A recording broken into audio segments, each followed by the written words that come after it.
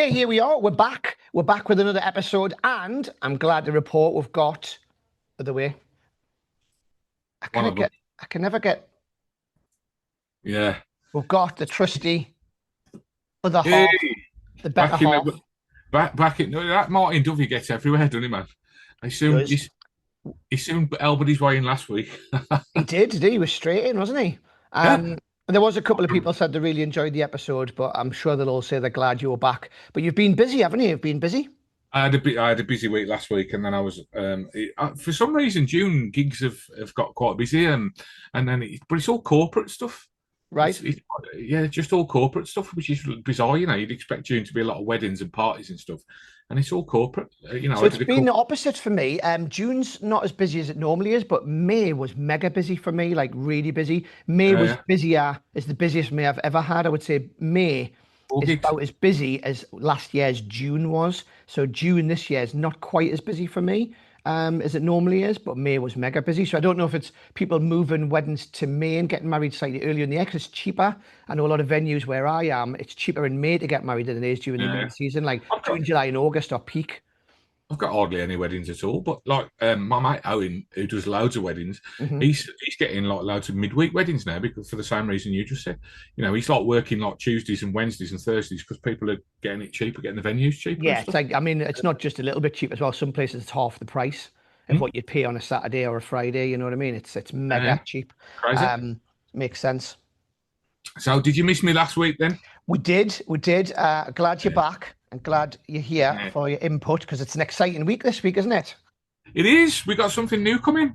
We have. Fantastic. We're going to have a look at that. We're going to show them. It's literally released now because it's Sunday. It's 10 a.m.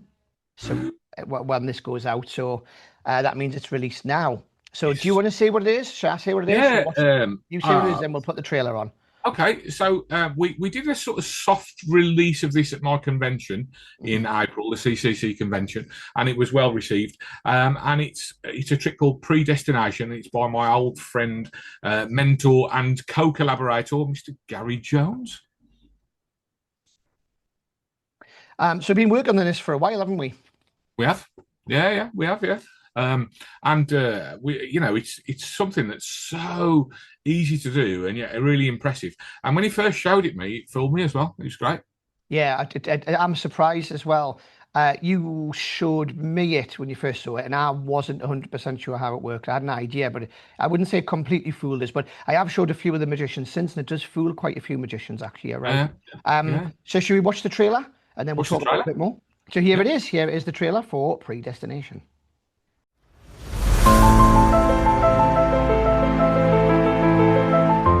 Predestination by Gary Jones. Now, if you know anything about Gary Jones, you'll not only know how good he is, but he is a real world performer. Hold this. You're going to write down. You're going to write down some choices in a second. I'll explain in a second. We also need the cards. We don't need all the cards. We just need a few of them. So we'll use we'll just use the picture cards for this, all right? Can you cup your hands like this? We're going to use your hands. Stella Magicbox are proud to present Predestination. Wonderful effect by Gary. We're going to use these. Oh, there's a joker in there as well. So we don't need the joker, but hold on to the joker. Put your hand on top of the joker so nobody can touch it, all right? So now we've got some picture cards. We've got 4 kings and 4 queens, all right? Put your hand out like this. We're going to use the cards, and Max, you're going to choose which ones we're going to use. So if we take 2 of them like this, right, and put 2 hands together, put 2 hands, that'll do there. Please just come over there. I'm going to mix them up. Max, do you want the right one or the left one? Which one do you want? I'll point. Which card do you want? Do you want this one or this one? That one. So that's a King of Hearts. Write down King H, right? I'll get rid of those 2. Then we'll do the next 2. And I want this to be a free choice. Which one do you want? It's super easy to do, which is which, and you choose this one or this one. This one this time. That's King of Clubs, right? Count. Is this fair? It's fair, right? We'll do the next 2, which is we've got the queens to do next. Let's grab the queens again. I'm going to mix them up so I don't know which is which. And which one do you want? That one or that one? Is that fair? So write down Queen of Spades. QS will do. And then we've got the last 2 here. It takes up no room, a little bit like this. And again, which one? This one or this one? This one. So that's Queen of Hearts, right down QH. A little bit, you went down 4. What did you go for? King of Hearts, king of clubs, queen of spades and queen of hearts. Lift that hand up. You remember the joker? I mentioned before that the joker didn't have anything to do with the trick, but actually it does, because there's something written on the back of this. If I turn this over, it actually matches exactly what you chose. It's good. Mate, that was well impressive. So you go. He's easy, him, and he's easy. That's great, that. He's easy. That's class. That's fantastic, that. There you go. There you go. Instantly resets, and it even fools magicians. Check it out right now.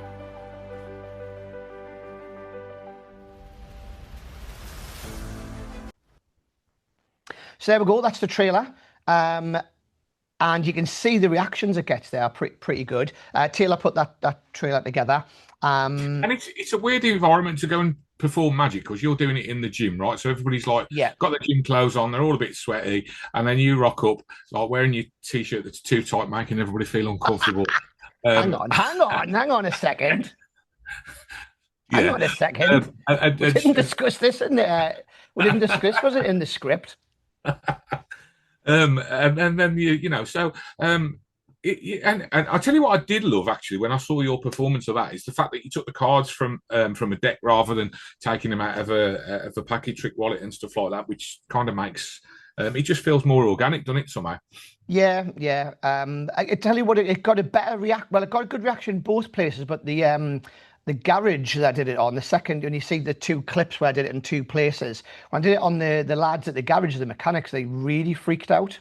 But they seemed a bit quiet. Is that because they were stunned? Yeah, but they were whoa. I thought it was quite a good reaction, personally. Yeah. Oh, maybe I've got it the wrong way around. And then one of them, they just seemed like a bit shocked, you know. Yeah.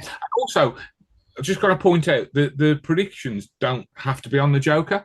Obviously, you can have the predictions anywhere. You can have them tattooed on your bum if you want. But you know, you can have them absolutely anywhere. We quite like the idea of the Joker because it's sort of sitting in the hand and they don't realise, so it's like an extra surprise. But you can put it anywhere. You know, you can have it on the back of a business card and hand the business card out if you want. Yeah. Or whatever you want to do. And as you mentioned in the tutorial, there is another reason why that card is used and why it's set in the middle. It's a little extra convincer, isn't it? Without obviously giving the method away. When you take it out, Yeah, when you remove it from the middle of the cards, there's an extra little convincer there, isn't there? So yeah, it's a great trick. Really happy that Gary's releasing it. It's completely self-working. You know, you just have to. You don't have to do anything really. Yeah, you can mess it up if you do something wrong, but you know, if you do that, that's your own fault really, because it's a completely self-working trick. Yeah, I mean, when you say self-working and you say this, you can get something wrong. That can happen with any trick. Of course. No matter how there is something you have to do at some point, even with a self-working trick. You don't just, you know, I think some people might think you just take a self-working trick and you just go, there it is, watch, and it just, you know what I mean? You don't, you know, that's. Yeah, there is something you have to do, but it's You know, but basically, what I'm saying is, my 9-year-old son can do this trick. Can do predestination. That's how easy it is. But anyway, we've got a little video from Gary. So watch that and just let's have a look at a bit about is this from his holiday? From his holiday in yeah, he's interrupted his holiday in Spain to talk to us. Feels like an episode of This Is Your Life, doesn't it? Here he is from his holiday in Spain. Gary Jones. Hi, my name's Gary Jones, and welcome to Predestination. Predestination has been in my set now since 2017. It's a trick that I always carry with me in my wallet, or I place the cards inside the deck of cards, so you can use it as a separate item or as a pack of cards in play. And the other thing about it is completely self-working. You can do it on one-on-one, you can do it to a group. I like to get 4 people, each one to choose a playing card, and at the end of it, no forces whatsoever, your prediction matches those selections. I mean, I think personally it's a miracle. It's kind of like mentalism, but done with some playing cards. It packs flat, it completely resets, and give them the prediction before you start.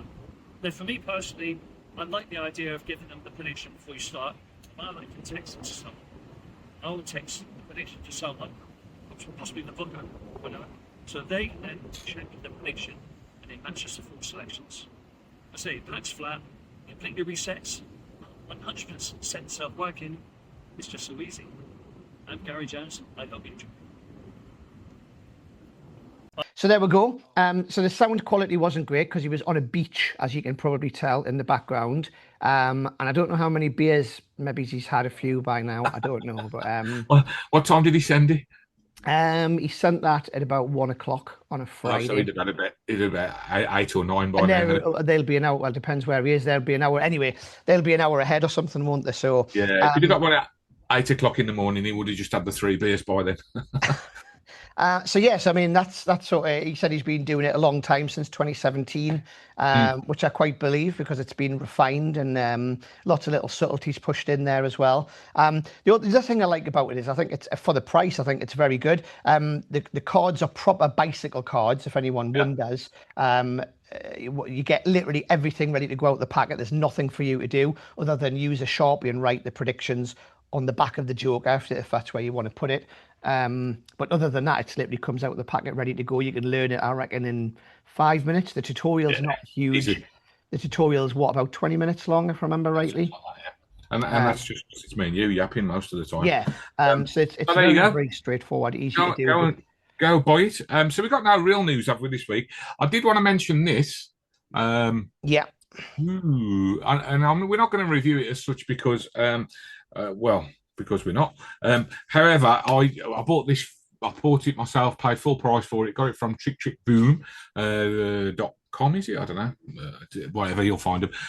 And it's a trick by Eric Stevens, who created the Guarantee, which we released. And Eric's a really sort of creative guy. He comes up with some really cool ideas.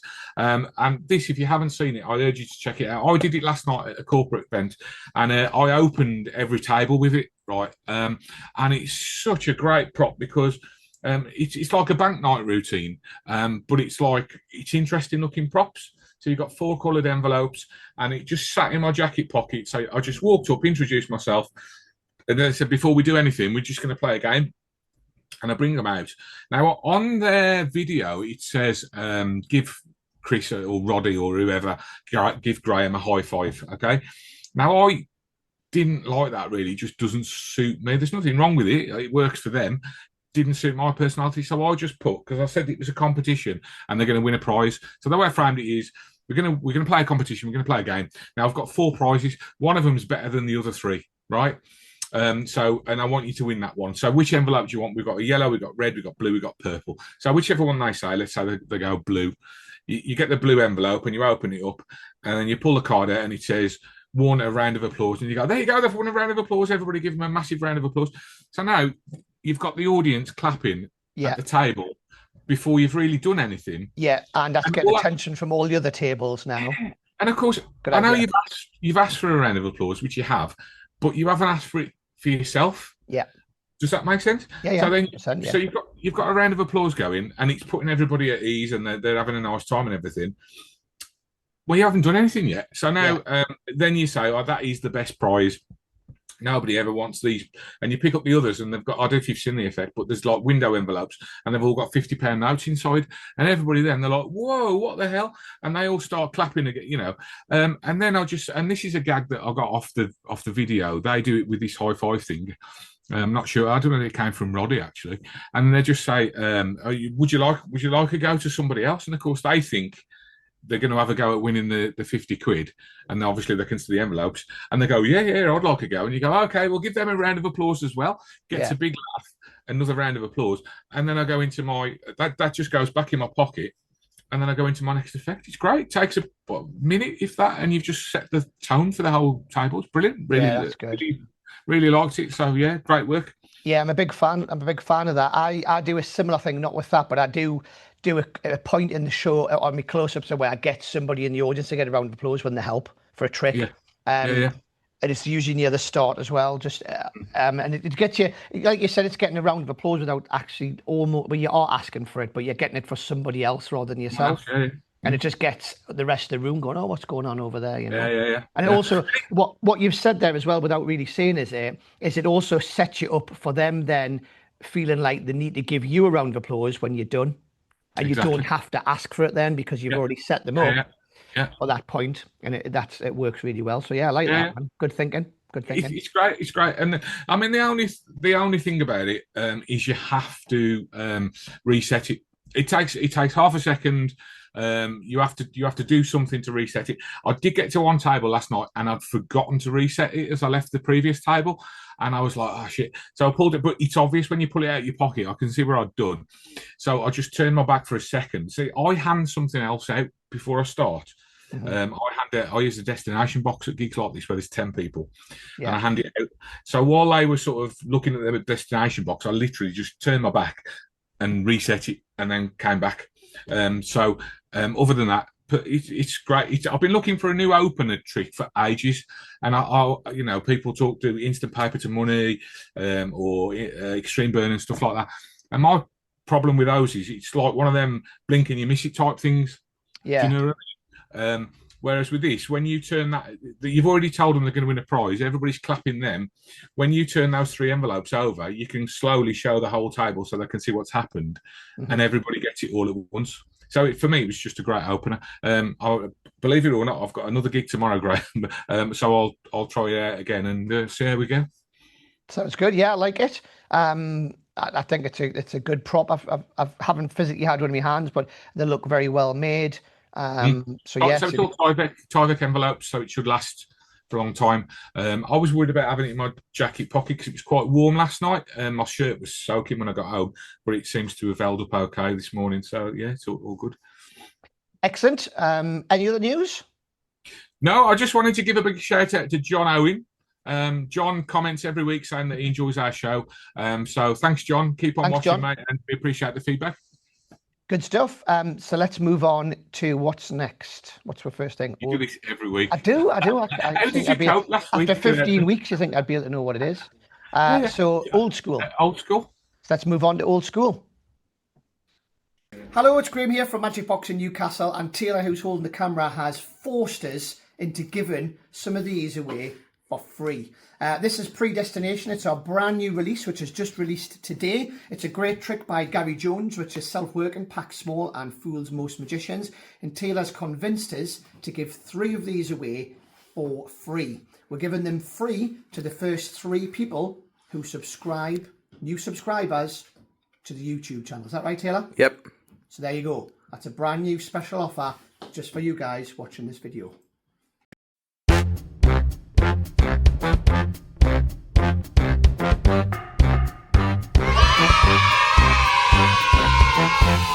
So here we are, old school this week, and this is one which I just thought about literally yesterday because I sold it to a customer, and it is What's Mine is Mine. Oh, that's you before you die on the cover as well, man. How did you get that gig? Is there any need for that? Yeah. Well, listen. So this is I couldn't even tell you how old this is. Oh, do you know what? I reckon that's got to be 20, get on for 20 years, probably. Yeah. 20, so, I mean, it's an Elmwood trick produced by Paul Richards. Paul Richards sold Elmwood to Penguin, I think, years ago. He did, yeah. So these actually come from Penguin, but it's still an Elmwood trick. And just on the back of it, it says other tricks from Elmwood exclusive NFW, which I think we've talked about on here before. By Choice, By Chance, Illusion, Practical Thing, and White Bikes is another old school one we could talk about. That was a good trick, actually, White Bikes. Yeah, so it just gives you an idea of the sort of trick. I don't know why there's a sumo on it. Nah, no, mate, it's a bit random. It is very random. I mean, when you see the routine, the routine I do, I can't see what it's got to do with the sumo. But and I think the instructions are actually, because it's such an easy trick to do, the instructions are written instructions. So that shows you how. The video instructions weren't a thing then. Yeah, I think. Yeah. In fact, I don't even think DVD instructions were a thing when that came out. I think it was literally. Yeah, I think you're probably right. Yeah, that's how old this trick is. Anyway, I had a customer in the shop yesterday, and he pointed out on the shelf, and I went, "Oh God, yeah, I forgot about that." And I got it out, and because it's so easy to do, it was like riding the bike. I just got it out and did it. So I'm going to do it now to camera, so the camera will cut on here to a different shot once Taylor's got all set. Good. So we're going to show you something with a small packet of cards, Taylor. And Taylor, I want you to touch the back of any card that you like, all right? So just touch one. And I want this to be nice and fair. This one right here. Yep. Do you want to change your mind? Nope. So this one right here. Now make sure I don't do anything funny. I'm going to transfer it to the top. Make sure I don't switch it or do anything funny with the card. In fact, we'll put it on the table. Taylor, I want you to touch another card. No, you can't have that one. That one's mine. You can't have that one. Do you know why? Because it's mine. I'll let you touch another one though. Which one do you want this time? You can't have that one. That's mine as well. Touch another one. No, this one here. No, they say that's mine. In fact, you can't have any of these because actually these are all mine. These are all mine. Of course, not that one. That one's yours. And there we go. Simple yet effective. Now, the good thing with this is you can't actually do this again because the reset is instant. So you literally instant reset it. And you can see. Why would you do that? Let's just try it again and see if it works again. Because the guy said, why would you do it twice? I think twice it works, but I wouldn't do it 3 times. Now, I think my missus always says to me, if you do it properly the first time, you shouldn't need to do it twice. I think it's a trick that you can do twice. And I think there's very few tricks you can do that. Because I think the first time you do it, it's a funny like gag thing. But then they think about it and they go, hang on though, but I could have chose anyone. And he said, look, well, I don't know if it'll work again, but let's just try it again. Just touch anyone. I'll see if it's worked again. And that's it. See if that one's yours. I don't know. We'll put it down. Touch another one and then do it twice. I wouldn't do it 3 times, but I do think you could do this twice. And yesterday I did do it to the guy twice. Now the guy he was an amateur, he was a hobbyist, and it just fooled the hell out of him. He didn't have a clue. Did he buy it? Did he buy it? Straight away. He bought it instantly. He was like, I'm 100% having that. 13 quid or something? Yeah, 13 quid, 12.99 or 13.99, something like that. It's good. It's a strong trick for that, isn't it? And there's no sleight of hand again, is there? Nothing at all. Totally again, my 9. This is the way I always describe a trick. If I think it's totally self-work, and I say my 9-year-old could probably do it, and that for me gives a good indication. Your 9-year-old's been doing like perfect pharaohs since he was 4, though, isn't he? Come on, be honest. You know what, Sebastian, my 9-year-old son has no interest in magic. I have tried. No. He did when he was a little bit younger, and he sometimes comes along to the. We have a junior club here at the shop called the Neptune Junior Magic Circle, and he comes along every now and then to that when it suits him. Like if his mom's going shopping, he doesn't want to go shopping. You're, Dad, can I come along to juniors? I'm like, right, okay. And he'll come along, but he's not that interested in magic, to be honest. Maybe when he gets a bit older, he might change. But my daughter does the same though, because they're constantly surrounded by it. They're just, you know. And even now, she's like, she's not bothered. And she's like, when she went to Vegas, I think she did go and see one magic show, but she was like, she won't fussed because she's had it her whole life, Yeah, Sebastian does like to get involved when we do the custom house show, which we do every year for STIMF. We do with the family extravaganza. We get the juniors involved. He likes to get involved, though. If he's not involved in that, he'd be fuming. He likes to get on the stage and be involved in something. But back to that trick. Yeah, I think it's $13.99. What's mine is mine. Taylor will probably put a link on. You can buy this from Magicbox or any other magic retailer. But what a great trick. Great trick. I've had quite a few people saying to me who watched the show that they're really. In fact, I met up with a friend down in Reading last week before a show, and he says, "I love that the old school." He says because you just reminded me of tricks that I forgot all about. Which is obviously was the purpose of it. He's so Frank can sell all the shit he's had in his work in his shelves. Years. But there's honestly some really good stuff out there, and you just forget about it. I'd forgotten all about that until you sent it through. It's a great trick. Yeah, it's a good trick. I mean, a lot of the old school stuff that we do, I've got a list of other stuff that we'll do in future ones of just, stuff that I think is very good tricks, but just being either missed. And they don't even have to be necessary. They're not all of them are 20, 30 years old. Some of them might just be 3 or 4 years old, but you've missed it because it went under the radar when it first came out. Anyway, so there we go. Old school. Let's move on to... over to you. Over to you. Oh, I got it right. I got the finger right. Over to you.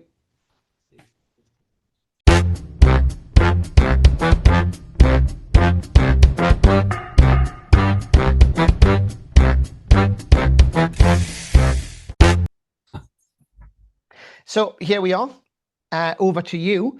And the question this week, which is an interesting one, comes from Magic Max Simmons. Is that right? Magic Max Simmons. And it is directly at you, Chris. It says, why did you create the CCC convention? which is an interesting question.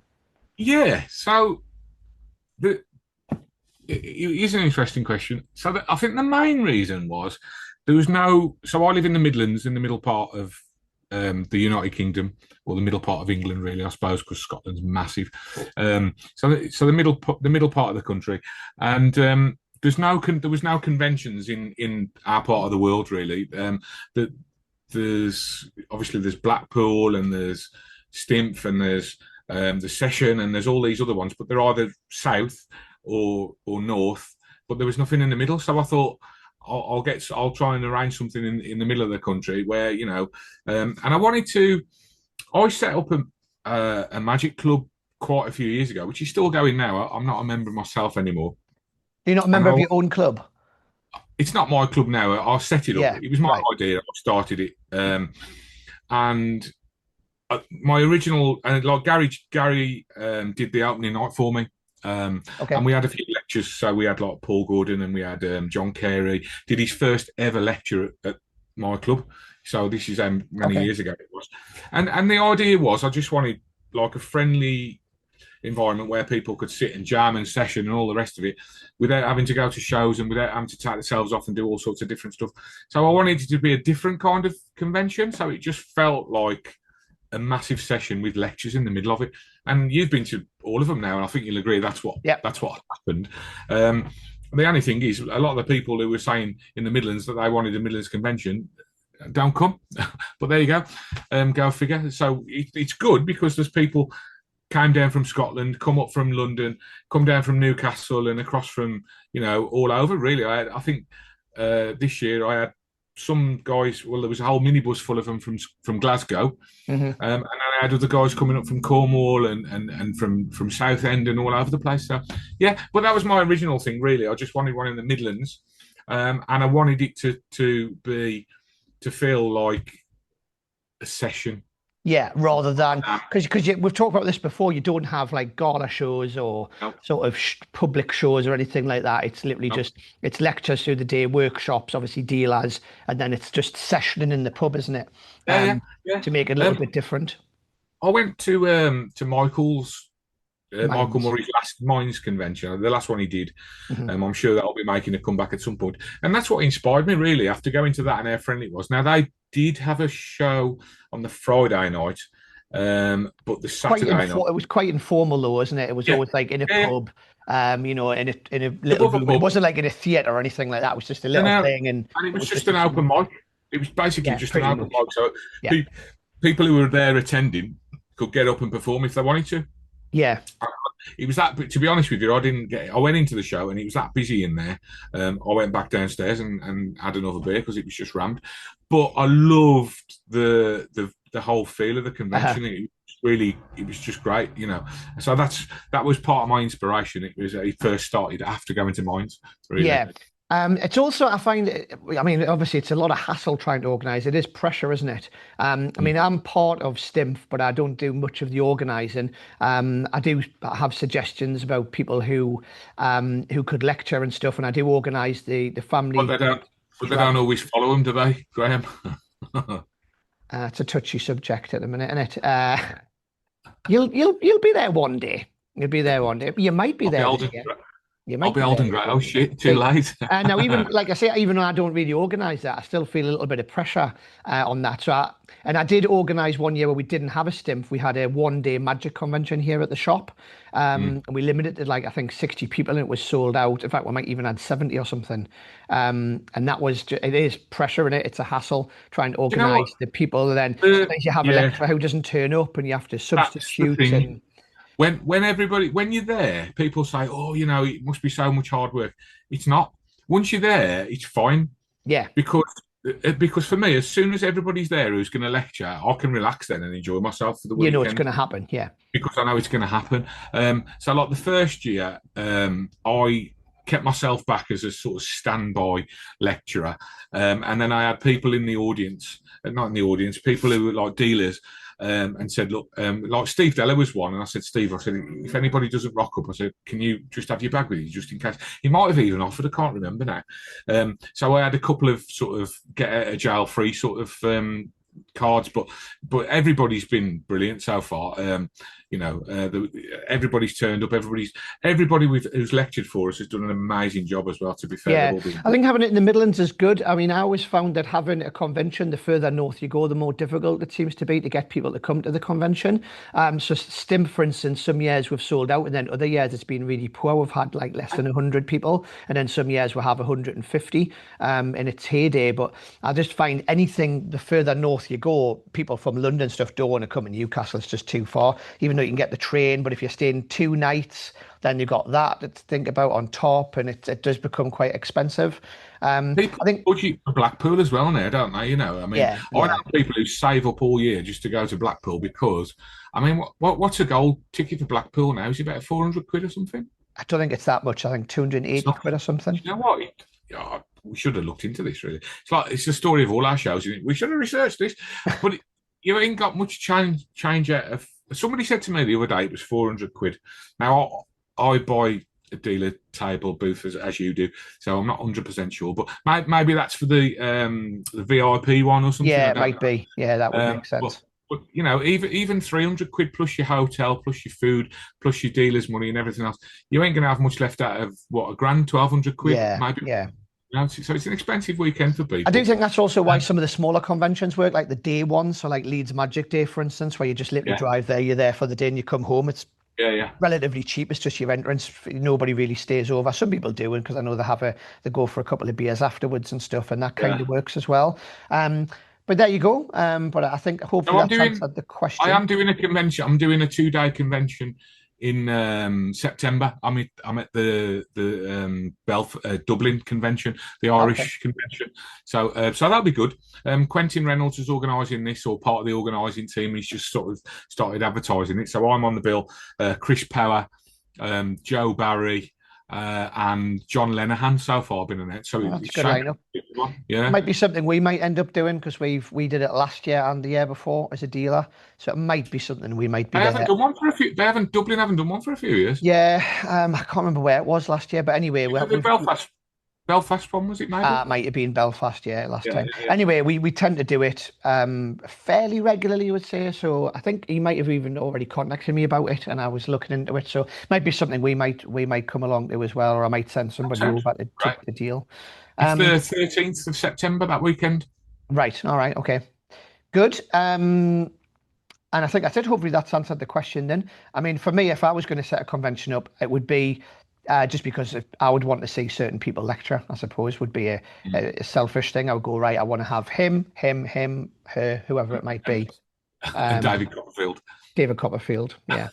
So there we go. Hopefully that's answered the question. So let's move on to...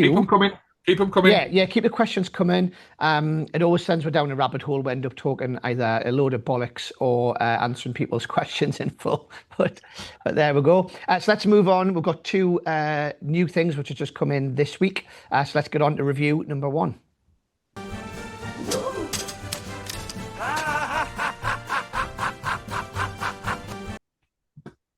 So review number 1. This is brand new from Murphy's. It came from Murphy's Magic. It's by Invisible Compass, and it's called Invocation. So before we even talk about it, let's play the trailer, and you'll see exactly what it is. So here we go. Imagine controlling wine, invoking anything through it.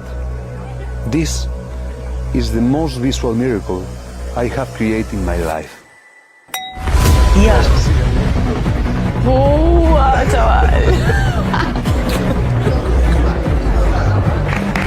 What is it? You pour wine on a dish. The spectator names any letter, symbol, card, or thought. You only need to blow, and the wine will begin to move on its own, revealing the information.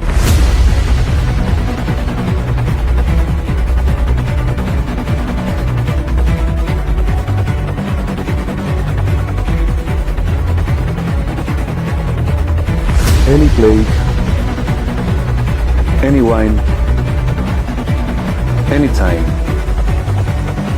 Thanks to this gimmick, they can check everything both at the beginning and at the end.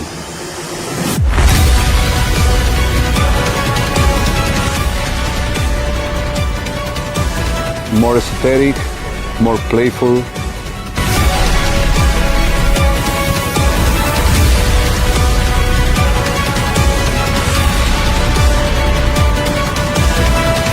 This is your new everyday carry, Reputation Maker. Lo tiene. I'm Marcos Valdemar, and welcome to Invocation.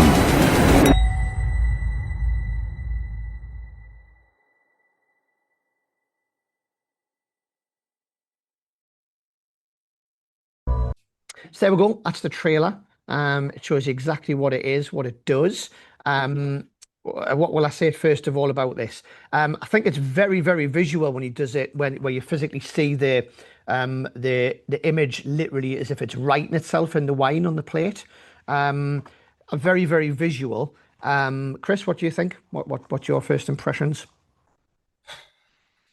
Okay, thanks. So moving on. I don't know. I mean, where are you going to do this? Where are you going to do this? It's such a weird thing. You know, you got so with this product, you're setting it up in front of them, right? So that's the supposed strength of this method. Okay, so you're going to set it up in front of them. So you've got to be somewhere where there's a clean plate. Okay, right. There's a clean plate and there's a glass of wine. Okay, and then you've got a napkin where you have to. So the effect, as you say, visually is great. It's great. You can't deny that. It's a really good idea. It's a really smart idea. But I just question. You know, you're going to set it up on the fly in front of somebody without looking suspicious.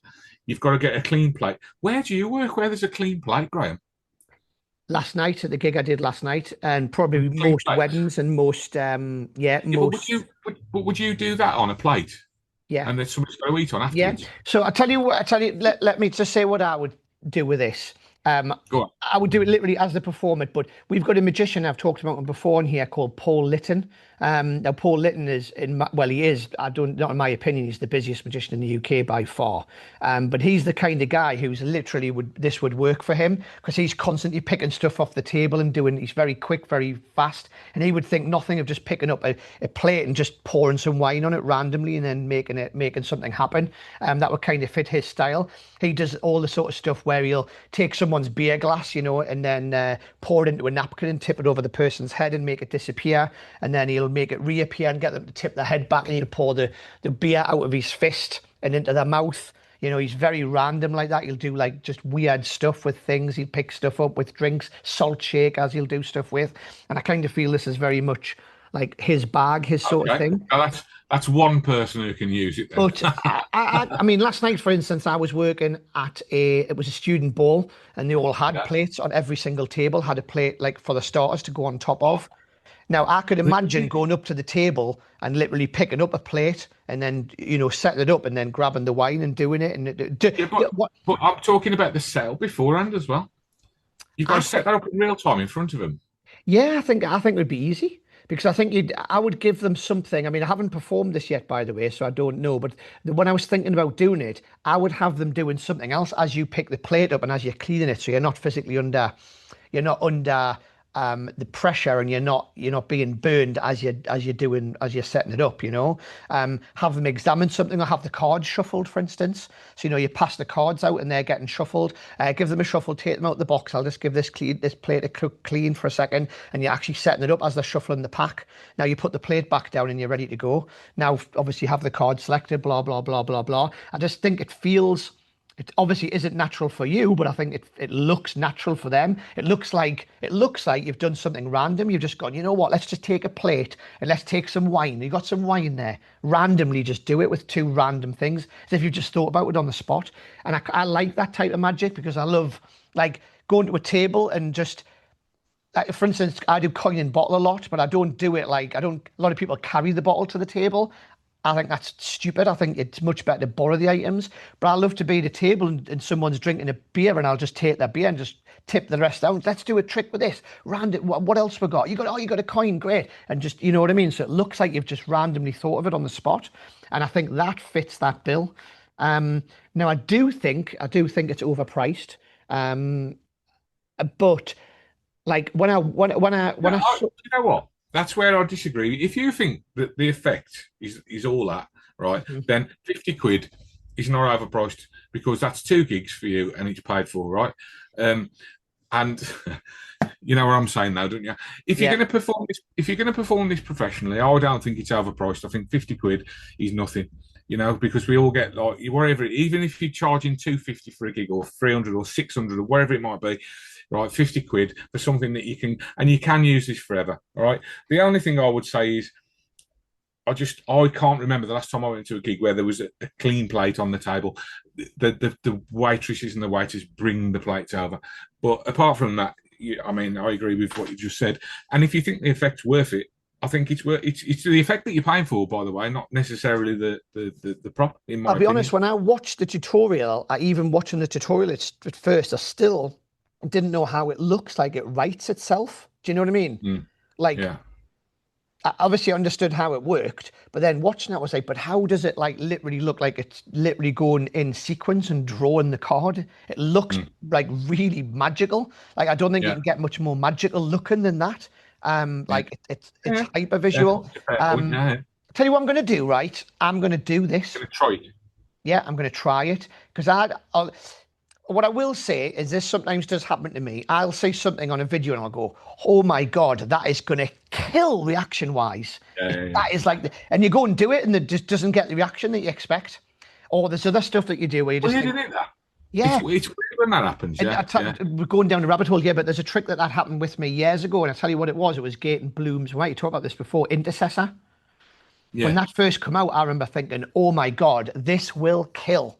You tear a card. I had the cards loaded in people's pockets. I had them loaded in cushions they were sitting on, behind the bar, in a bottle. Oh my God. And I was thinking, and the piece matches. And they just didn't give a monkeys. They did not give a. I could have literally just forced the card and then gone, look, it's not here. Look over there in the bottle. It would have got the same reaction as they didn't care about the torn piece. Yeah. And also, People just didn't get the reaction. I just didn't I was like, I felt like I had to explain to them, look, I tore this off. You know what I mean? And when you have to start explaining that to people, that's not good. When you have to explain to them again what the effect of just seeing is, that's no good, is it? Duplicate cards, mate. You can do miracles with them. I've been out on a night with Gary Jones before, and we've one of us snuck outside the pub and stuck a card to the window and all the rest of it, and come back in and then just throw the pack at it and stuff like that. Or loading one into the we did it one night where we loaded a duplicate into the coin reject in a one-arm bandit, in a fruit machine, and just threw the cards across the room. One card landed in and they freak out. So I think like you say, rabbit hole time. Yeah, so I think I'm going to need to perform this and see what reaction it gets, because I think it will get a great reaction, but maybe I'm wrong. So I think it will get a great. I think it will get a great reaction. My concern is pouring it on, doing it in real time in front of them without it looking weird, and with it looking like what it's got to look like. Do you know what I mean? It's I don't know if you can manage all that. Then I'm sold. And I honestly, I think for the price, I think the price is a non starter for me, because if you think the effect's worth it, then I think it's worth it. It comes well packaged. The tutorial's not massive. It's probably only about half an hour long. It comes in a nice little carry bag. The gimmick custom made as well. Yeah, I was just about to say the gimmick is quite well made. I'm not going to show it on the camera because it'll show you what it is. But the gimmick is well made. It's got the little sort of emblems and stuff on it. It's, I'm not be honest, it's 3D printed, the gimmick. But I think the gimmick's well made. It looks good. It's going to do what you need it to do, and it'll last a lifetime, I would say, as well. You probably lose it first. Well, that's true. I lost the top off me. What do you call it last night? Double cross. Dropped it on the floor, so I had to replace that. But there we go. So that's that. I'm gonna test this out through the week, and on the next report back. Yeah, next week I'll report back what reaction it got. So there we go. I will quickly review it though. Do I like it? Yes. Would I use it? Yes. So would I buy it? Yes. even though I do think it's expensive personally. But there you go. And your opinion's probably similar to mine, but you're going to withhold judgment. Is that right? Thanks for telling me my opinion, Graham. I feel like I've got a second wife. Go on then. I like it. Would I use it? No. And would I buy it? No. Okay, fair enough. So there we go. Let's move on. But oh, hang on. I might change my opinion next week when you report back after you've used it. Right. Okay. All right. Okay. Let's move on to review number 2. Okay, so here we are. Review number 2, and this is brand new this week. It's Credit Crunch by Murphy's Magic and Craig Petty. So here is the review. Not the review. Here's the trailer. The best pickpockets will take the credit card, but the really good pickpockets will just take the information off it. Look at the card, turn it over. The number's gone, it's on the pen. Let's be honest, in 2026, the buzzwords in the Magic community are everyday carry. You see, the reason is simple. More than ever, there's more people and more performers in the Magic community than ever before. So they want something that they can keep on them and they can perform anytime, anywhere.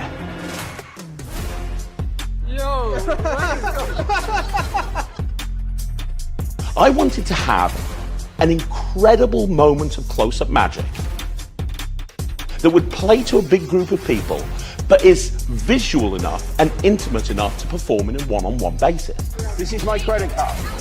That 16-digit number is on every single card. Sometimes it's on the front, sometimes it's on the back, sometimes it's different places.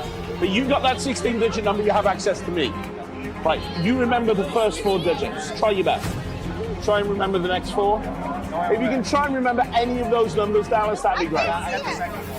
I'm going to show you how a magician would steal someone's data. I need you to hold your hand out for me. You're going to be the guardian of the card with the number, okay? Put your other hand on top. Now I need a pen here. Because most magicians use a magic wand, I use a Sharpie marker. Do you see the Sharpie logo there? On this side and on this side. Watch right there. Not there, there. This is going to be crazy. On 3. 1, 2, 3.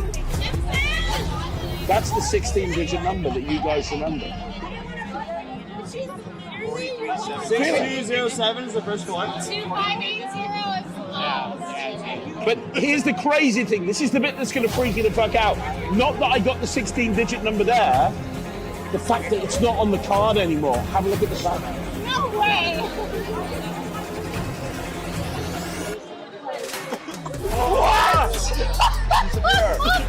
Now this is one of my favourite pieces of magic to perform, and let me explain why. First of all, it ticks all the boxes as far as I'm concerned as a creator. It's easy to do. There's no angle issues. You don't need a table. You can do it walk around. It takes up almost no pocket space. It truly is an everyday carry. It instantly resets. You can do it anytime, anywhere, and it looks amazing.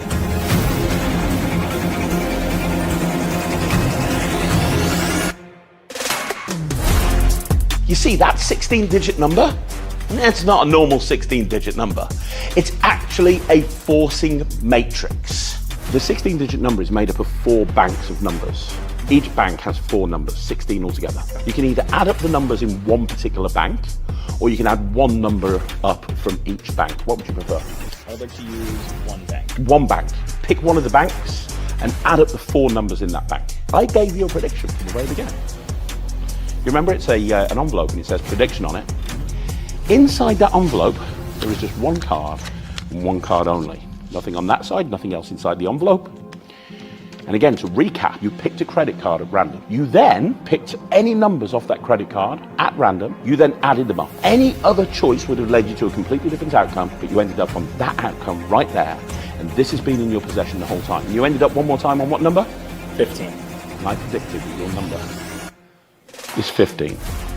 When you're out performing to real people, you want to do magic with items that everybody recognizes. And you want it to be impactful, you want it to be quick, and you want it to be visual.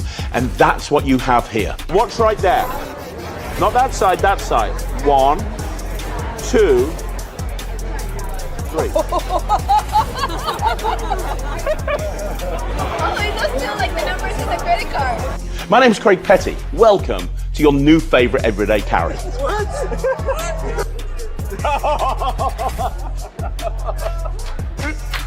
Yes! Weird, man. Welcome to Credit Crunch. So there we go. There's the review. Not the review. There's the trailer. First thoughts, Chris. I like it. Yeah, I like it. I love stuff with Sharpies because it's something that you've always got in your pocket with you. Credit cards can just sit in. So I always think about stuff, and I know we've discussed this before, as from a performing magician's point of view, right? And there's two things that I've always got with me when I'm out there performing. One is a Sharpie because I'm going to get cards signed, and the other is my wallet because I'm going to do card to wallet. Okay, so if I can stick two effects, an extra effect there in my wallet without having to take anything else with me, then I'm all for that. And this is a strong effect because, you know, things appearing on a Sharpie using the paddle move is something that I'm a real big fan of. I liked Smudged, the John Horn trick when that came out all those years ago. And I know Steve Della's got his pen you know, with card reels on, and Richard Sanders did it before and stuff like that. So, in fact, I had one a few years ago, which was a card in mouth, and it just, instead of Sharpie, it said "look in the magician's mouth" or "look in the mouth" or something like that. So I've been, yeah, I like that kind of stuff, and this I think is a great addition to that genre. Mm-hmm. The quality of the props are very good. I can show these on camera. Yeah, I've not actually seen it, so I like that. That looks really good as well. This is it is not just printed on there as well. This is, you can't see this on the camera, but if I hold it there, you might. It is actually embossed, so it is literally, so the spectator can feel it, and you do see in the trailer as well. The spectator like feels it and go, "Oh wow, it's actually embossed on there as if it has come off the card." So yeah, it is a proper Sharpie. The Sharpie does write. So you can use the Sharpie to sign a card or whatever if you want to. I mean, I love doing stuff with Sharpies, mate. Honestly, I've got yeah, that's great. The quality of the cards are very good. It's a proper credit card. Looks like a real regular card. So these are going to last you a lifetime, really. So the quality of the props is excellent. Can't knock that at all. I really like it. I do stuff with the Sharpie all the time. I do at the minute I do the thing where you turn it into a balloon dog. Yeah. After they've signed the card, so I do that. I've just ordered Wayne Fox's not so sharp thing as well because I just love the idea of just sort of rolling it into a ball and then just, you know, sticking it on the table or whatever. So anything with a Sharpie, I'm a fan of, yeah, because it's something I always carry.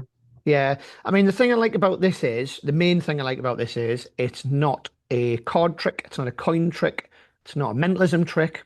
It's just something a little bit different using everyday objects. Now, I'm a big fan of everyday objects or stuff that looks like everyday objects. In fact, there's nothing really in my entire close-up set that doesn't use everyday objects. It's always stuff that people know what they are. I never bring anything out that looks odd or something that people wouldn't necessarily carry around with them other than a pack of cards. Sponge balls and ropes.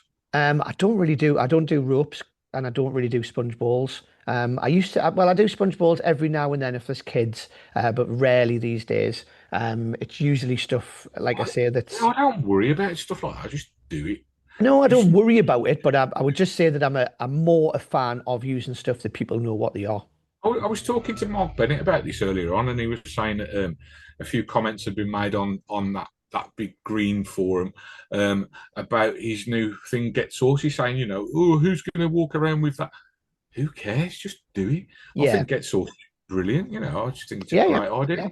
Yeah. So I don't know. People just get hung up on that. You know, you're a magician at the end of the day. If you want to bring out a flipping, I don't know, a rabbit's foot and do a magic trick with that, well, why not? And do what you like. Who cares? Is that the one we're releasing next week?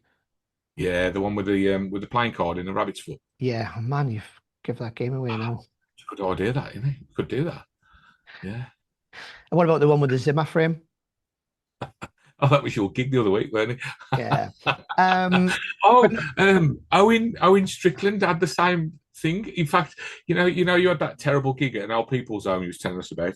yeah, He got to one and he had to bail on his halfway through. It was so bad. yeah, it doesn't surprise us. It doesn't surprise us. They're not easy jobs to do them. Like, No.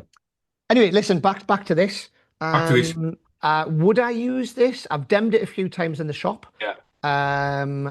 I think it's good. I think it's worth the money. By the way, it's just under 40 quid. I think it's worth that for what you get for the gimmicks that come with it. Like I said, it's very well made. Would I use it? I don't know.